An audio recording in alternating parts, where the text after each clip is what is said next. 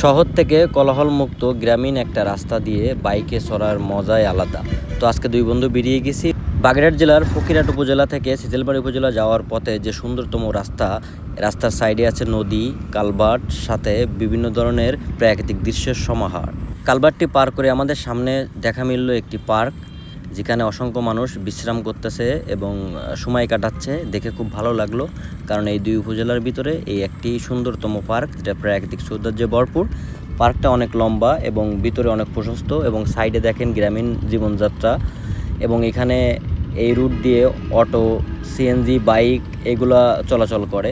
তো পার্ক থেকে আমরা অতিক্রম করতেছি, আস্তে আস্তে সামনের দিকে আগাচ্ছি। চারপাশে সবুজ গাছপালা ঘেরা রাস্তা দেখতে নিশ্চয়ই সুন্দর লাগতেছে, কারণ রাস্তার পাশে অসংখ্য ঘের এবং মানুষের গ্রামীণ জীবনযাপনে মৎস্য চাষ থেকে শুরু করে বিভিন্ন কৃষিকাজের সাথে জড়িত এখানকার জীবিকা নির্বাহ করে মানুষেরা।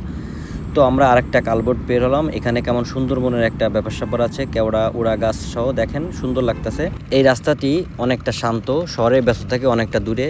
বাইকে চড়তে কার না ভালো লাগে। ভিডিওটি ভালো লাগলে শেয়ার করবে।